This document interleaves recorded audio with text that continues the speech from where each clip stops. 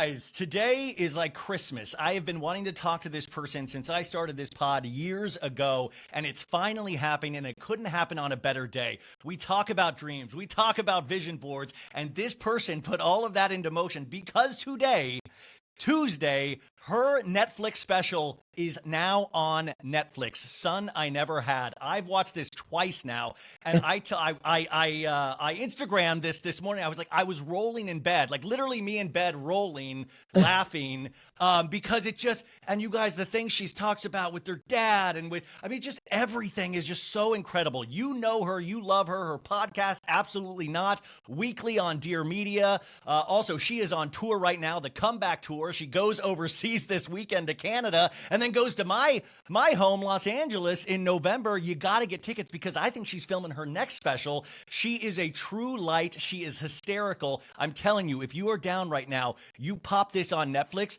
Taylor Swift is not showing the Eras Tour until Thursday and Friday this week. I yelled about this yesterday. Monday, Tuesday, and Wednesday, she has off for her young fans. So you watch this tonight. You watch this. We need more specials from this person. This is just the tip of the iceberg for her. So without further ado, the incredible Heather McMahan.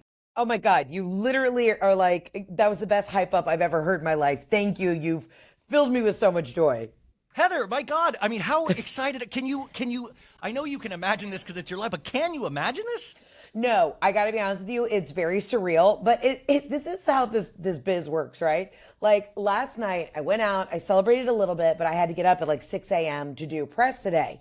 So I was like, you know what? I'm just going to go back to my hotel, relax. So I fell asleep. The special came out at midnight. I fell asleep at 11 p.m. while like with the Real Housewives of Salt Lake City in the background. It's so not glamorous. You know what I mean? So I've just been like, I've been running around doing press all day, and I've just been like, I just had a sweet green salad. It's not like we're popping champagne bottles at the Ritz. You know what I mean? No, I mean, listen, you'll do that in a year. By the way, you are fresh off an Italy trip with Jeff. I mean, you are sun-kissed from Italy, your favorite place. So now I guess it's time to get there and earn those mile points again now. Yeah, I mean, literally, I'm doing 2 days of press. You know, it's so exciting. And then tomorrow I fly to Toronto for a show. Then the next day I fly to St. Louis, and the next day I fly to Houston. I have been in like 10 different cities in the last, I don't know, 14 days. It's crazy. So I'm always constantly moving. So I'm tired. I would like a nap. Yeah.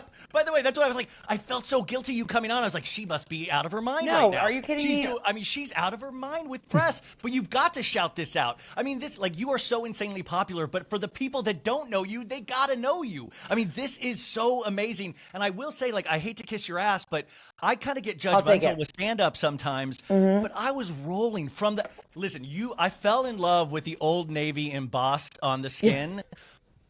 I mean, because you're an Old Navy spokesman, and I know you don't know me, but I'm wearing my favorite Old Navy jeans right now. It's my place to go. Yeah. I consider myself a fashionista in that sense, but you drop Old Navy at the beginning and the end of the show, and it made my heart fill up so much. Oh, well, listen, I'm so appreciative of all the compliments. I will absolutely take it because, you know, I'm sure in an hour somebody ripped me a new asshole, so I will take the compliments. But no, you know, everybody knows I'm a high-low kind of gal. You know what I mean? Do I buy a nice bag? Sure. But am I buying the Old Navy Rockstar jeans? You bet your ass I am. Like everything is a mixed bag with me. And I consider myself, you know, you say you're a fashionista. I consider myself a tastemaker. I'm like, I'm going to tell you what's good. And you don't have to spend $1,000 to feel good. I hate when you meet these people and they're like, designer this, designer that. I'm like, well, I'm a bigger girl. Designer doesn't make my size. So you know who does? Frickin' Old Navy. Yes, and I don't know why Old Navy doesn't do runway shows like in Milan. Like, I mean, I would love to walk an Old Navy runway show. I agree. You talk in the beginning of this, and I don't want to give away too much because but you talk about emergency weight, and I know I'm a dude, but I have gone past my emergency weight, like from the beginning of COVID, and it just keeps getting bigger and bigger emergency. And that's where actually Old Navy does come in really handy.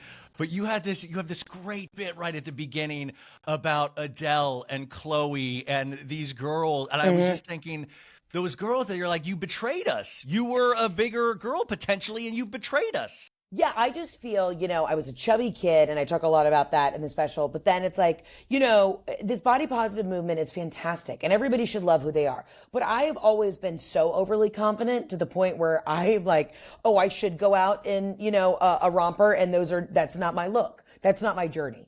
So I kind of say in the special, I'm like, I just feel like I'm happy for all these other women who've gotten really thin, but I just feel like they never picked up the phone to let me know that that's what we were doing. And I feel a little left behind, Yeah, I always feel that way with Jonah Hill when Jonah keeps getting skinnier. And I'm like, dude, because I keep getting bigger and I just feel, I'm like, he's living I want to be surfing in my undies.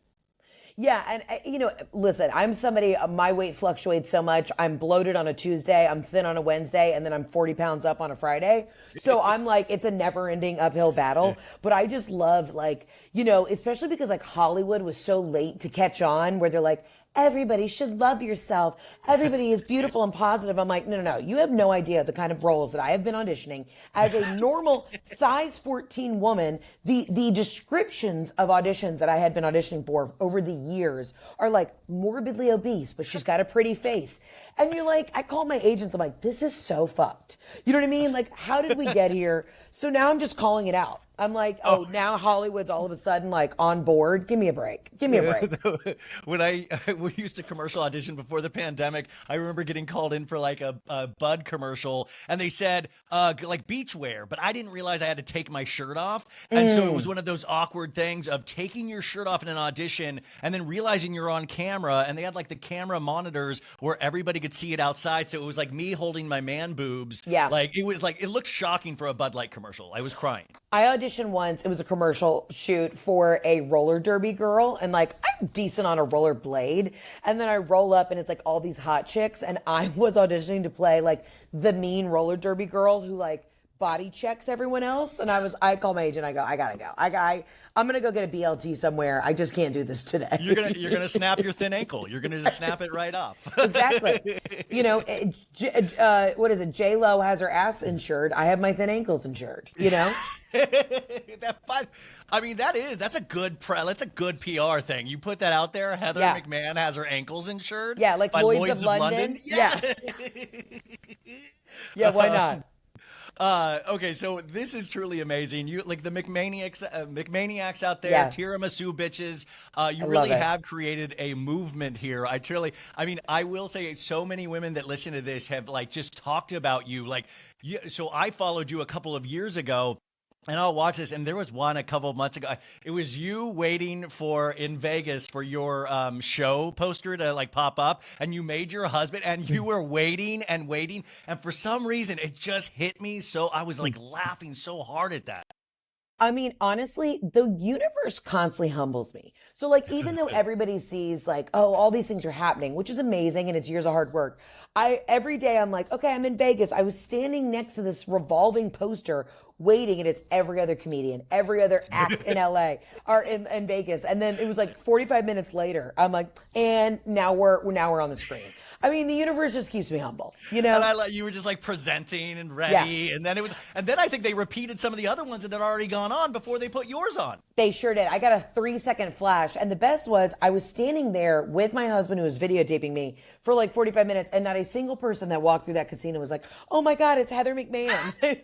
No one recognized me.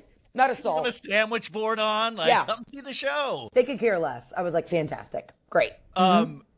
When was this even? I know, you talk about, your childhood and things like that, but when was this even a possibility for you to start any of this? Because, you're not from Los Angeles. You're not from New York. Where did this dream or this idea even come from?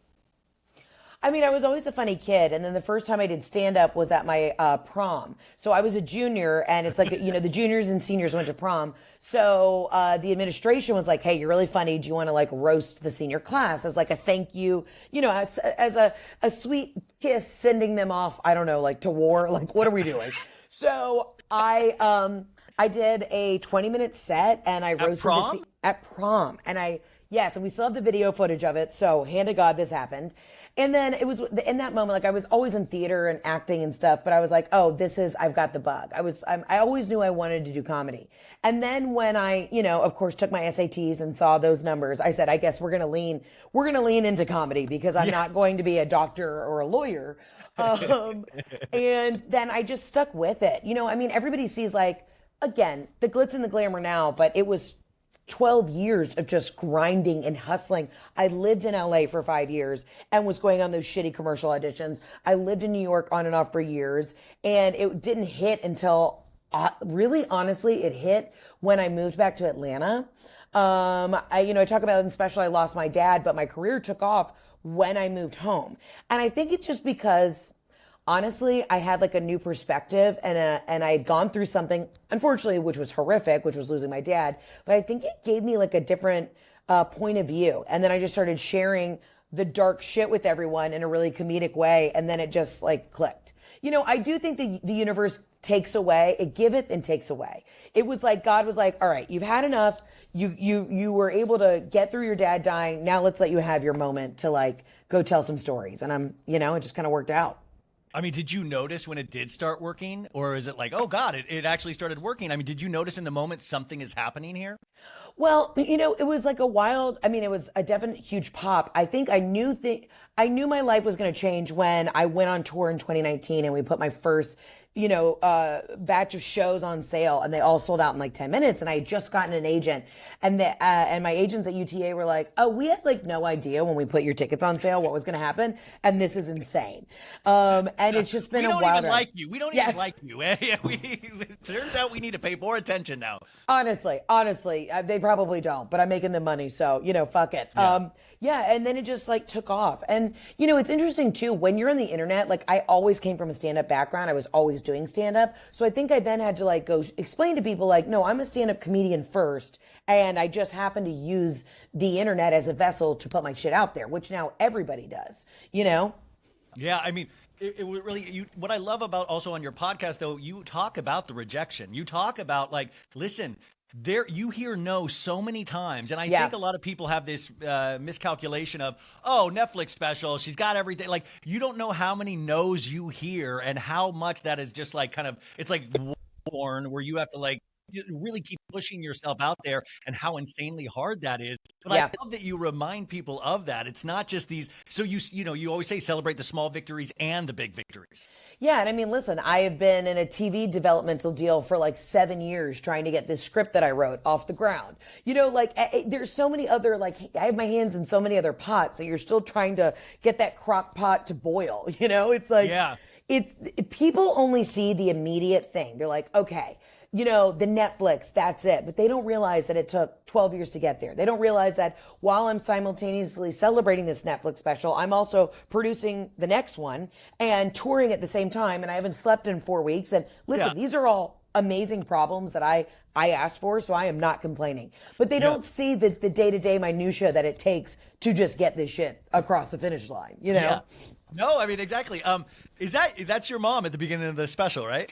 Yes, and I've now created a monster. That's what I mean. Is she out of control now? Is it too much? She's out of control. Let me tell you what. So I'm shooting the next special in Atlanta at the Fox Theater, which is my hometown spot. So my mom does like a ride along with me. She's like, okay, I'm going to go. I'll meet you for lunch. I just want to come look at the theater. I was doing a walkthrough with all the producers, camera guys, videographers, everything. And my mom was like, so when am I doing my bit? Who's doing my glam? I was like, Mom, you're in this first special. Please let me have my own moment in this next one. She is a complete monster. She gave out my personal number to like 400 of the members at our country club. So all day I have been answering the phone thinking it's like, a reporter, an agent, and it's my mom's friends being like, Heather, your mom said that you have a Netflix special. Where can I watch it? I'm like, Joanne, you can watch it on Netflix. How do I do that? Download Netflix. Like, I'm done. I'm so done. Have you seen Love is Blind? I'm seeing this on the home screen. Have you watched that? That's a good one. Literally, that is my life right now. It's my mom's bunko group, her ladies' nine hole. Yeah.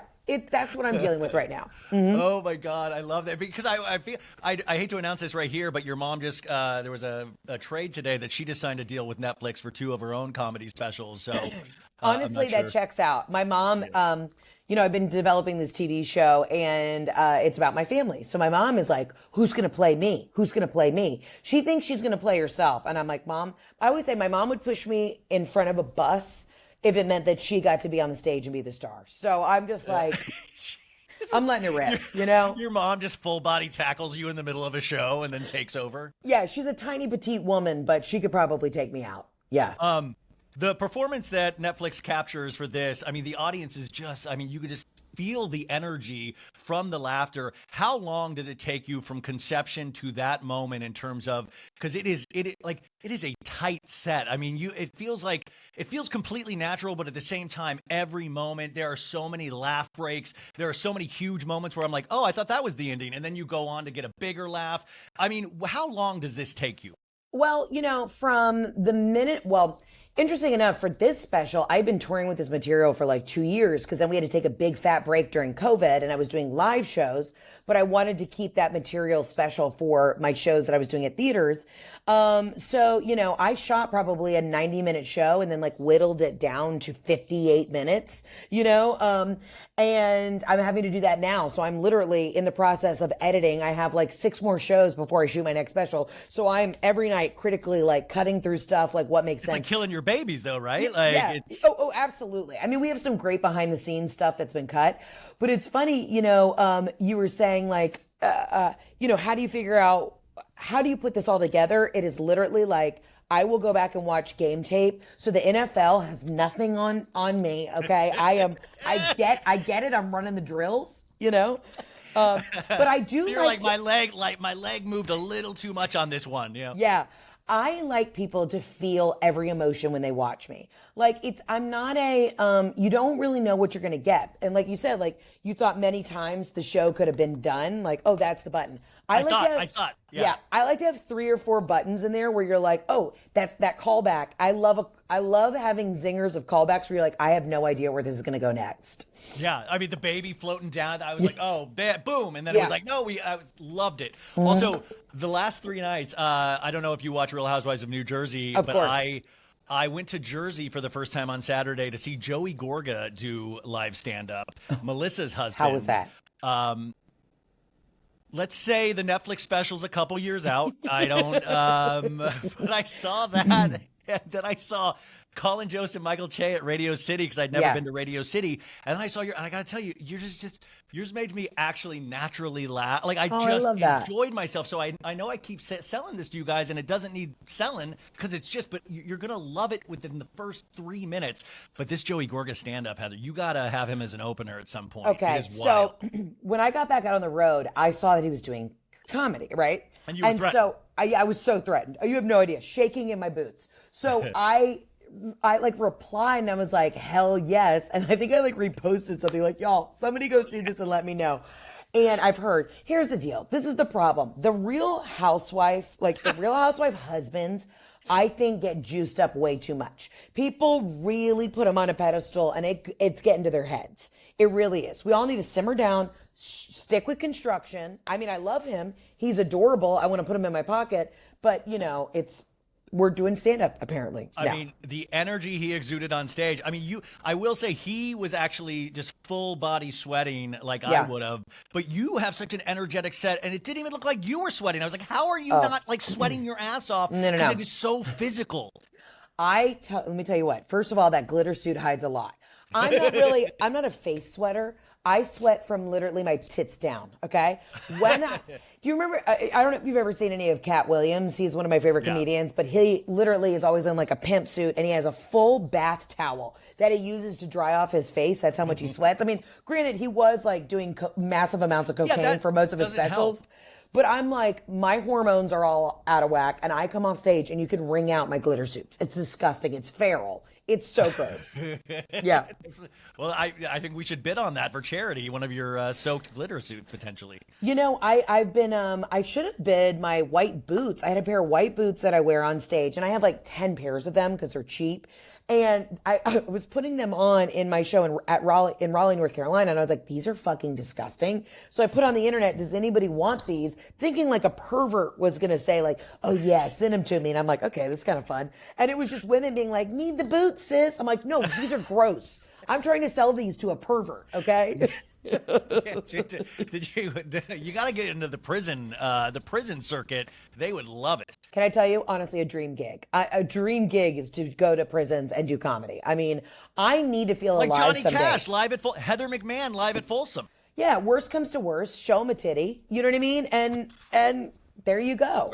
What is the worst comes to worst and you just have to pop out a titty? Well, here's my thing. Bombing in a jail in a prison would probably be like lowest career moment. Can you imagine? They heckle you on prison. Oh. And you know the heckle would be like the most savage thing you've ever heard in the world. It wouldn't just be like, she sucks. It'd be like, those titties are saggy. You know, it would be like harsh. It'd be so harsh.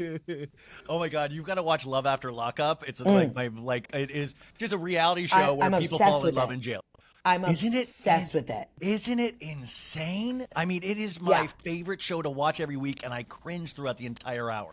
What's really wild to me is I don't know if the algorithm on TikTok ever pushes to you these women who meet these guys on like death row and then they get married to them on death row and I'm like, these guys are never getting out. Like, that's what's wild to me. These like the Menendez brother has a long-term wife. Like, they all seem like they're having better lives than I do. And then I always say, I'm like, if they get like a Wi-Fi signal, like if you can have your personal iPad in, like I'll hurt somebody. I'll go to jail just because it's like time to read, time to catch up on your shows. You can watch your Netflix special there. I mean, it really does seem like it's like prison TikTok though. When you get to prison TikTok, they're making like burritos. They've got like ways to do everything. You know, I try not to chime into my single friends' lives too much because I know how fucking annoying that is when you have like your married girlfriend who's been in a relationship forever chiming in. But I always tell women, I'm like, go to the Delta Sky Club to find a guy, go to golf tournaments, but also maybe, because some of these guys on prison TikTok are hot. Maybe the key is find one who's doing like, you know, petty crimes, blue collar shit, not dangerous, violent acts. And maybe that's where you find a guy. You know what I'm saying? That's the worst part of Love After Lockup when they put the screen on. They're like, if you or someone you know is married, and they don't even say one relationship is in a relationship or multiple relationships with prisoners. I'm like, you're doing multiple relationships with prisoners? You know what I wouldn't do? Get two guys who are in prison jealous, and I wouldn't do that. You know what I mean? You're not setting them up for success. That's the horrible multicam sitcom of like having a double date in prison and you're running from one window to the next. That's great. Yes, that's great. That's very like, I mean, it's not Lucille Ball, but that is. You know, when she's in the chocolate factory, I could see her running back and forth. If Lucille Ball was here today. Heather, that's yours, man. That's your Lucille Ball moment. Just imagine you running back and forth. Listen, I always say, like, I'm in New York right now, and I love getting catcalled on the street. Like, when I'm walking down the street like I am from fucking Gossip Girl, and these guys are like, yeah, tall boots, because I've been wearing these boots today, and I love it. Like, I love to have a flirty moment. You know what I mean? It's harmless. I get scared if anybody stares at me. I feel like I'm like, oh my God, what did I do? I feel like my zipper's down all the time. I'm like, I know I have thick thighs. That's what you're staring at right now, probably. Jeff, your beloved husband, you just went to Italy and you got to see the Ryder Cup, and I think it was the Ryder Cup, right? Yeah. Is that what you saw? Yeah. I'm not even a real man, so I was like, is that tennis? Like, it was like, oh, I didn't even know what the Ryder Cup was. What is your favorite thing about your husband, and how much do you look to your husband for content now? So my husband, who's also turned himself into a monster, he calls himself the content monster, which is like the most horrific thing you can call yourself. Because he's like, you keep me around because I have such good content. I am married to the Italian version of Larry David from Curb Your Enthusiasm.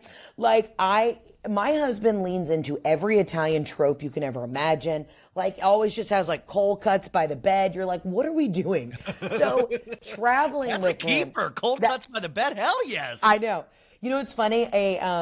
A cosmetics brand sent me one of those little mini fridges that all the influencers have, where you keep like your cold ice roller and you keep your eye gel. And I brought it into my bathroom, and Jeff's like, oh, okay, I see what this is. He's like, we can put a little prosciutto in there for after we have sex. I'm like, no, Jeff, this isn't a post-coital, snack fridge. This is for my expensive skincare. I was just watching that Seinfeld episode where they were like, George was trying to eat during sex. Yeah. And I was like, that's the next, if him eating the prosciutto during the sex. Honestly, that's me. That's me. Jeff is great because this whole new tour that I'm on right now and this next special I'm about to shoot is all about my first year of marriage. So it's like basically me ripping Jeff a new asshole on all the ways he has disappointed me in the last year. And people are like, oh, does Jeff ever get upset? Like, is that too harsh? I'm like, one, nobody would ever question if a male comedian was bitching about their wife or their kids. You know what I mean? And two, Jeff is playing golf every day. So no, he is not concerned about what I say about him on stage. You know? He's sleeping in first class while you're making videos. What are you talking about? He's like he's best sleep of his life, it looks like. It's so funny because people will be like, what does Jeff do for a living? And he's always like, nobody would ever ask Kevin Hart's wife what she does for a living. He's like, this is so sexist. Like, oh my God. You know what? Jeff is finally like, I'm just so tired of us men getting the short end of the stick the entire time. Thank you, Jeff. My God. Thank you, Joe Jeff. Rogan, move over. We need Jeff. You talk about by the way, one of your accomplishments is you recently won the Mute Challenge in Atlanta for Beyonce's show. Mm-hmm. Is there any way you would incorporate a Mute Challenge into your new tour, the comeback tour? That's actually a really good idea. I do have a sing-along portion of my new tour. We're still trying to get the rights to the song to be able to put it in the special. But I do have a incredible moment at the live shows of sisterhood that nobody sees coming. And it becomes like this. It's almost like when Beyonce sings Halo and you just feel the angels of the Lord behind you. That is what the moment is like at my live tour right now.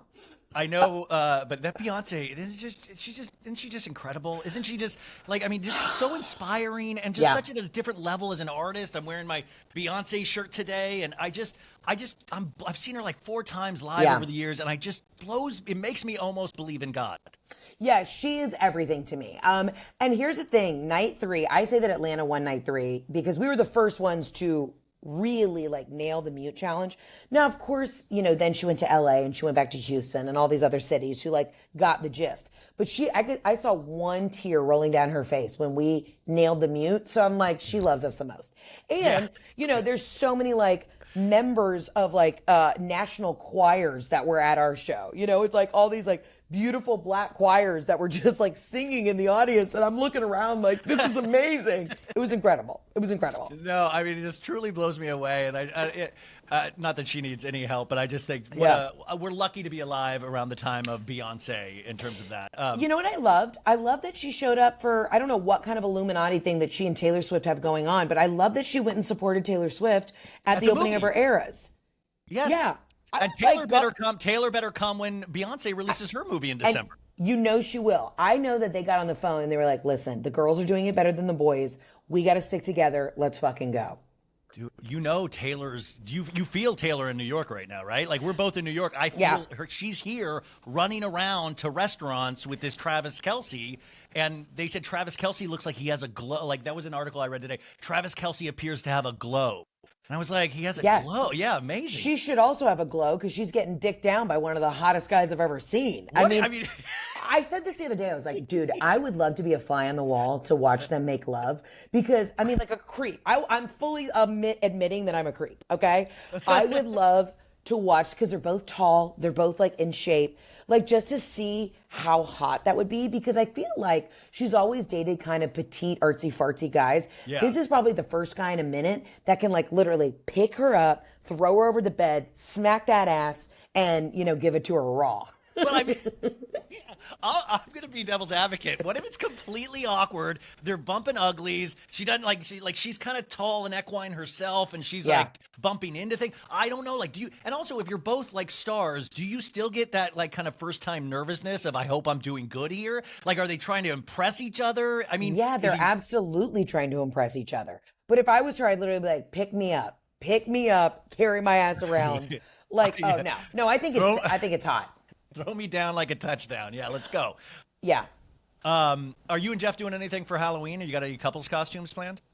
I have always crushed Halloween. That's where I thrive. You don't even understand the amount of wigs that I have at home. I'm going to be in LA working, so I haven't even really thought about it. But I'm literally a day of costumer. Like the amount of shit that I have in my own personal closet that I can pull together and grab a wig. I was one of the original people who started doing impressions of Ina Garten, the barefoot Contessa. And now, of course, all these boys on TikTok have stolen it. And I pulled that, literally, I pulled that costume out of my ass one day and then it just like took off. So I like to be last minute. That's where I thrive. Because I was like gunning for like, you guys should do Britney and Justin, the denim look. Oh, honestly, that's not a bad idea. Well, because also, thank you, Britney. Your book comes out next week. Heather's special is this week. I'm glad you stepped off this week. You knew it was like a dangerous week to release something. And then right before I came on, did you just read that thing about Justin Timberlake and her in the book? Yeah, that she just said that he got her pregnant. Yes, and that they got rid of the baby. I don't know why I'm whispering. Yeah, it's fine. They had an abortion. Because he wasn't ready to be a father in the year 2000. I mean, listen, obviously, this was right before she met K-Fed. Yeah. Yes. I'm trying to think the timeline. Yeah, it was definitely. But here's the thing. Obviously, if that was a traumatizing incident that has happened to her. But there is also so much I think that we're witnessing right now that's like, I don't know what to believe. The Christmas tree is already up. We're dancing with knives. I'm concerned. You did a video on the Dancing with Knives. I'm like, what are we doing here? What are we doing here? And I was one of the first whistleblowers on Britney, like years ago, to be like, hey guys, are we all just going to sit back and act like this is normal? Like, can somebody call her assistant? I'm doing a wellness check. And then everybody came for me. They're like, oh, leave her alone. I'm like, no, I think we're all just sitting back and watching this shit unfold. And I just want to take her to a cheesecake factory and be like, listen, let's get an iced tea. Let's get a chopped salad. What's going on, girl? I feel like she doesn't have any girlfriends around her that can like sit her down and be like, bitch, what's going on? It's always like assistants or housekeepers. And I'm like, where are the actual friends? Did you lose all of them in the conservatorship? But it doesn't, I wish she had like a sisterhood of the traveling pants, just like to like bond with her. And like, I want her to go to one of your stand-up shows. I want her to go to can you imagine? Like, I want her to have a good time and realize, how loved she is, but also like actual real friendships that don't include fandom. I agree. And that's the thing. It's like, I'm removed from it. I literally would love to go to just take her to lunch. Be like, listen, bitch. Okay. I am like kind of on the cusp of entertainment. I'm in it, but I'm not in like the music biz. I'm like, I know that these people in this business are fucking crazy, but let's sit down, break some bread. Tell me what's going on. You know what I mean? Put the knives down. Like, I got you. I'm pushing for that to happen. But you do mention in the special, this is interesting. You nailed the stuff with your dad. My mom passed away 2 months ago, and I just did the whole but you nailed it with the funeral. You nailed it. How insane. But you were talking about being online, 4 Xannies in and some booze, and you would just be, and people would be like, yeah, girl, get it. Like encouraging you, being like, woo. And you're like at your darkest hour potentially. And they're like, this is hysterical. Keep going, girl. It's kind of like the way people are encouraging Britney and they're like, leave her alone. I'm like, no. Someone needed to intervene when I was grieving and I was on the Xanax posting Instagram videos. Like, what's up? That's when I needed somebody to come to my house and be like, hey, sweetie, we're going to put the phone on Do Not Disturb and you need to go take a little nap. You know what I mean? Like, what the fuck? When was that decision to include, and I think you're so right about, death and these things are so traumatic and just horrific and so sad, but at the same time, there is this comedy about this. There's a comedy of errors. There's so much, and you only even realize as you get further out how funny some of these things have been. Mm-hmm. And so, but what is that decision to actually talk about this in a funny yet honest way in this special? I mean, did you wrestle with that at all? No, and I did ask my family. I'm like, are you guys cool if I share, like, I needed their blessing for, talking about the intimate moments of losing my dad. But honestly, we were like trauma bonding together. And I'm so sorry that this is so fresh for you, but you'll also see like a couple years down the road, you'll have these memories pop up and you're like, that was so fucked up. Like, you know what I mean? And then once you're through it and once you're in the Dead Parent Club, you just get it. And the people who don't get it have never been through it. So if they're, but they're going to go through it. We all go through this, unfortunately. Yeah, I just like to consider this special my TED Talk to the world, to be like, buckle up, be prepared. Someone's going to die and it's going to be unhinged and you need to get ready for the roller coaster that is these emotions. that bagpiper needs to go down, and you'll know that once you watch it. And I love that you did like a tight 10 at your dad's funeral, and that your mom had notes. Your mom, like, it was it was okay. Yeah, she had full notes, and I was like, Mom, we're not doing this again. Notes? The note after she had about 6 glasses of Chianti, a dry Chianti, I got the notes, and I was like, Mom, we're lucky I showed up. Okay, I'm too traumatized to be here, so I don't need it. Yeah, talk about a tough crowd in prison. The funeral is really hard to get them there. You know. I know, and it's so funny. My sister, who is incredibly funny, and she also did stand up growing up, but I'm like, she was the one who was like, in this moment, because she's an attorney, she's like, let me do the serious stuff. Let me read the beautiful scripture. She's like, say whatever. And I'm like, somebody should have held me back, because I was on loose pills and white wine when I did this eulogy, you know? Like, I love the mic drop at the funeral. Mm-hmm. But then I was thinking about that. Like, I just had to, you know, I was thinking about this. I was like, oh, wow, I just told you that my mom passed. And I know when I said this, and a lot of people were fans of my mom because she was like on this show a bunch. And I had so many people reach out and things like that. But I was wondering for you, it's like you have this experience that you've shared, and then people like goofs like me go, hey, my mom died. How intense is that for you to hear everybody's personal stories themselves? Or like, you know, is that hard for you in terms of like your own personal energy? No, not at all. You know what? It's interesting. It actually makes it easier. What a thoughtful question too. Seriously, Ryan, that was very thoughtful in a sense of like, and you'll see, it's like people who get it. And people want to share. It's like, you know, did your mom pass suddenly, or was this sudden? Oh, well, you know, so she had adrenal cancer, and she'd been sick for a year, but it was one of those things where we, you know, not like your dad, it was 7 days, but it was, you know, a year of trying everything. Yeah. But then we still were told it was 2 months. Hospice started, but they said, we'll check in once a week. It was at home.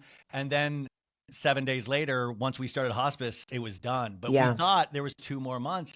Yeah. And that last week was the most insane. And then on top of that, the funeral after, I mean, like just what you were talking about, like just things like I didn't bring pants. Like I had a suit jacket and I had ordered pants, and I was so depressed and out of it that I didn't want to go to Old Navy to buy pants. So I just shot my shot on Amazon and I ordered pants, didn't try them on until the morning of the funeral, realized I couldn't button the pants. Yeah. So I went to my mom's funeral with the top button not buttoned on my pants at my mom's funeral. She would have been so ashamed of me that I did not have correct fitting pants. So I walked around in a black suit with my button unbuttoned, my gut like hanging. I was trying to like have man Spanx on there. Yeah. It was insane. But those are the moments where you're like, it's kind of funny to me now, but in the moment I was just like, you idiot, you're disrespecting your mom with Amazon pants.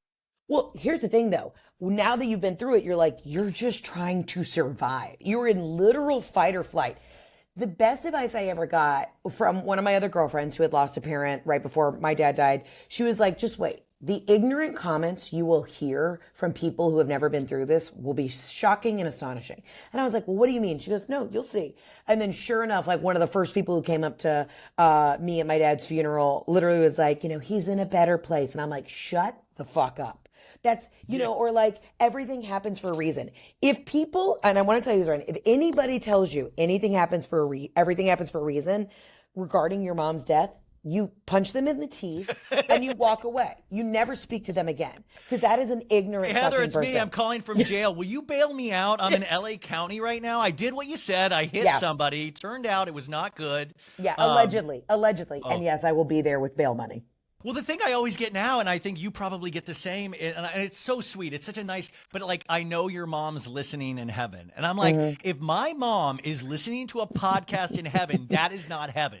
That is not no heaven. way. Could you imagine your dad, you know, like, and I know my mom's proud of me. I know all of this stuff, but if my mom's going like, Apple Podcast is not loading, there's too many commercials. Like, what is, like, if that's heaven, like we're still listening to podcasts in heaven? Like, I thought we were going to escape all of this. Yeah, that's hell. That's really hell. It's just people pushing their millions of listen, we're both podcasters, but there are days where I'm like, I don't even want to hear myself. You know what I mean? Like, what are we doing here?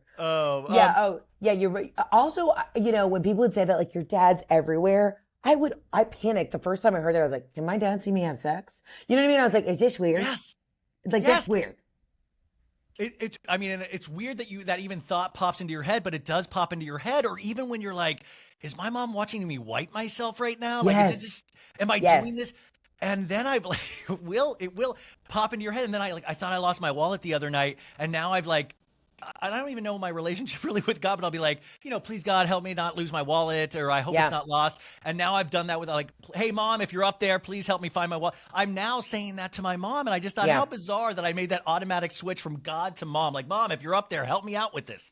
I mean, I talk to my dad all the time. I literally am like walking down the street and I'm like, Dad, let me know if I'm moving in the right direction. Like, give me some guidance. My dad always comes back, and you have to be open to this. You have to look for this. But my dad always comes back as a bumblebee or a yellow jacket. His school alma mater was the Georgia Tech University in Atlanta, and their mascot's a bee. And every single time, I mean, at my wedding, I saw bees. When I was walking in to shoot my special, I was like, Dad, let me know if you're there. And there were bees everywhere by the backstage. Like, shit will be very obvious. They're not stinging you, are they? Well, right after my dad died, I got stung twice on the shoulder by 2 different bees. And I was like, oh my God. And I was down in Florida and I hadn't been stung since I was like a kid. And then I think that was him being like, this is how I'm going to come visit you. He's everywhere. He literally is everywhere. Those were like, I have notes on the stand-up you did at my funeral. Sting. Yeah. Yeah, bitch. Yeah, bitch. That was not a tight 10. That was a sloppy 25, and we could have done better. Yeah. I really hope I get some signs, or I hope I do have dream. I mean, I hope. We'll see what the future holds. Be open to it. Your dad voice also, by the way, makes me laugh every day. Listen, little girl. I can't, it makes me laugh so much. I just love the voice. Thank you. My dad was such a Southern guy, and he'd say words like, instead of wrestling, it's like wrestling, So he'd always be like, hey, baby girl. Hey, baby girl. And my dad was one of those dads who like loved being a girl dad. He was obsessed with it. He was obsessed with my sister and I. So I always just grew up with this like strong male figure who's like, baby girl.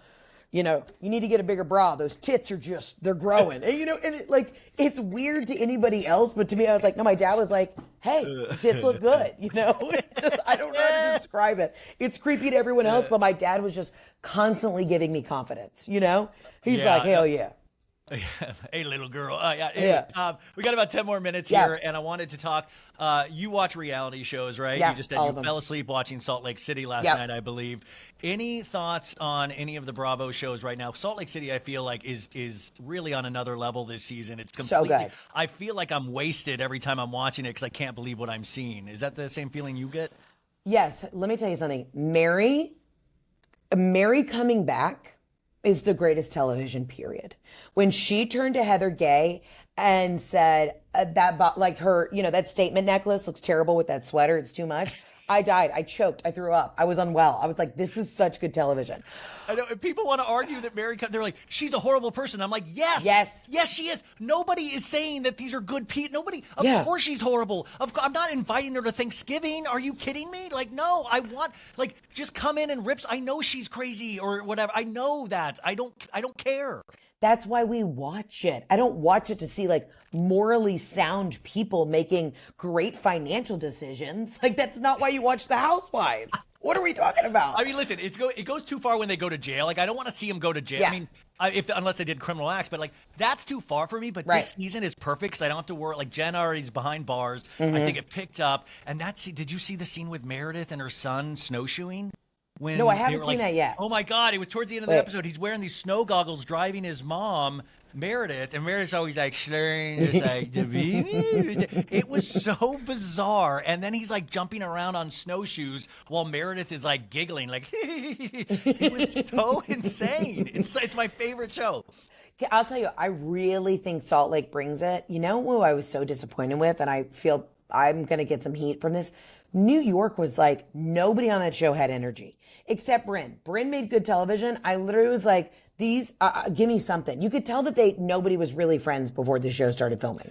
And that's the mistake with a lot of casting. In the original Roni, they all knew each other. And so that relationship, they already had that foundation. So what we're watching is that foundation being built. But I did listen, I like new women's stories. And I okay, we're investing in this. First season, Rome wasn't built in a day. But Brynn is one of those people like Lala and Vanderpump. She speaks in Talking Heads. It feels like she's a cast member on Friends all the time. She's has a laugh track. And so it'll be interesting to see where they go. I thought the finale was a complete disappointment. It was just womp womp. Yeah, I agree.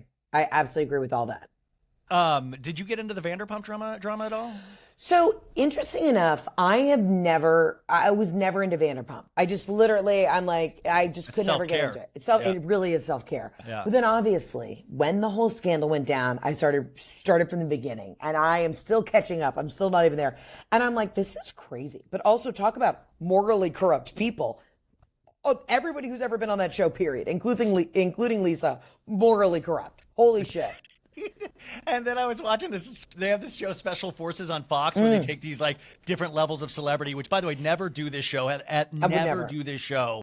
With Tyler Cameron, the model, projectile vomited last night, so I was excited about that. Okay. 'Cause everybody's like, he's so good looking, and when good looking, like they deserve to be taken down a peg. But this Tom Sandoval's like, dude, he's like, people are freaking out about cheating. I'm on reality, dude. And it's like, I love that he's so pissed that he's the one that got truly busted for cheating. He's like, this is normal, dude, in what I do. I love that he's still making excuses. Like, we just accept, like, women out there have to accept, if you're Chloe, if you're that men are going to cheat on you, and you better be okay with it.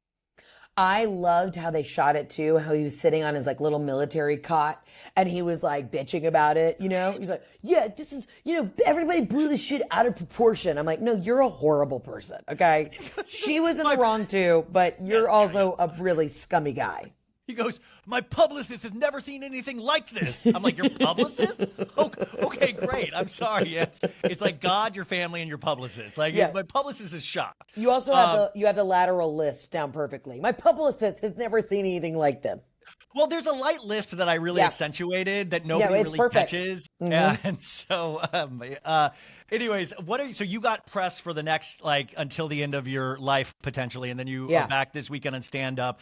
You went out last night to not go crazy, but do you have any crazy nights planned where you're like, I am going to go get tanked?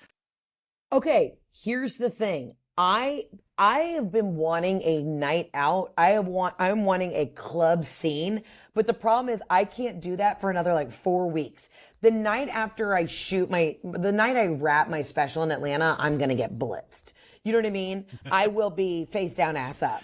Now, tonight after Watch What Happens Live, we are going to... oh my God, you're on Watch What Happens Live tonight? Yes, tonight. So tonight we're going to get pretty tipsy, but then I have to be up and bright-eyed and bushy-tailed to do press. Monica from Real Housewives of Salt Lake City. Monica's here right now at the Betches offices right now too. Dude, so you watched probably tonight's episode. They probably gave it to you advance. Monica and her mom have a very interesting relationship. I know. And I know that's going to be one of the questions that they're going to be asking me about. Like, what do you think about that relationship? And I'm like, listen, I live with my mom. It is either way, you're damned if you do, damned if you don't with the mom relationships. So you just got to take it. You just got to take it, bend over and take it. These women are never going to change. They're in their 60s and 70s. You just got to roll with it. You know what I mean? I mean, Monica's killing it for the first season. Yeah. She already admitted, that she slept with her brother-in-law. Okay. That stressed me out. That stressed me out so much. I was wild admission. I was not okay with that. And then she's basically the whistleblower for Jen Shaw. Again, why are we whispering? Tonight, make sure she's not wearing a wire if you talk to her at any point. She's probably collecting information. I literally am so you're a narc. That's what I want to say. I'm really snitches get stitches. I don't want to be associated. Bring a shank with you. Bring a shank of some sort. Honestly, I was surprised. I got to be honest, from a legal perspective, I was surprised that she was went on the show. Obviously, it's a nice paycheck, but I'm are there any creepy repercussions? I would just be nervous that somebody out there who had been swindled by Jen Shaw might do something crazy. That's just where my mind That's why is. reality shows are great, because me and you are thinking that way. Yeah. They don't. They just see Instagram followers selling tummy tea. They see the whole the heaven and earth being opened up to them, and they just have to admit everything that they've done weird in their lives, and it's worth it for them. Yeah, and I'm no, I would be in witness protection. I would be nervous Nelly. But I'm excited to meet her. She's stunning. I think she's an iconic addition to the cast. So, I stand for Salt Lake City. Oh, that's so exciting. I can't wait to watch that. I can't wait to watch that. And then finally, you talk about vision boards. What's on your vision board for the next couple of years? You had Netflix special on there a couple of years ago in 2020. What's the new vision board? Do you have an assistant make your vision board now? No, I'm making it. No. It is what I do to treat myself. And when I'm hungover on like New Year's Day, I take an edible, I make my vision board, I do my arts and crafts, I tune it out, and I just get in the zone. No, I mean, a goal for me is to host SNL and to get be doing more acting and TV and film. And I just want to make cool shit and I want to play other people. I'm sick of myself. Let me go play somebody else. I'm ready to put on a wig and play like a cafeteria lady who does meth but has a heart of gold, Wait, studios, if you're listening, let's Hello? get that strike over with. That's a multi-picture arc right there. That is huge. Yeah. Well, I think that and more is all coming for you. Like I said, just like that laughter I needed so much last night. And I know you guys out there are going to need this. Her podcast, absolutely not. The comeback tour, I'm sure it is all sold out, but go to her website. I'm going to put all that information in the show notes. I'm going to try to get a ticket to the LA show because I want to see this new special. I'll hook you up. Oh my God! I really do. I mean, what a great night I had last night watching it for the second time. But Heather Thank McMahan, you did not need to come here, so I want to thank you so much. No, thank you. This is one of the best you really inspired podcast me. interviews I've had in a really long time. You're so great at your job. You're also making fire premium content. And you know what? Fuck yeah, to be in new friends. I'm obsessed. Can I put this on my website? I'm going to put that as a pull quote. I'm going to put that. Please. Heather said she. Yeah, and if you don't quote me, I will leave a nasty Yelp review. I'm on your website. I'm on your website right now. Where the fuck is my quote? Exactly. Man, I was so nervous for this. So thank you for making this delightful. Oh my God, and thank you. I hope I'll get to talk to you again sometime. Really. Yeah, hell yeah, anytime. You're at the top of the list. I got you. Okay. This was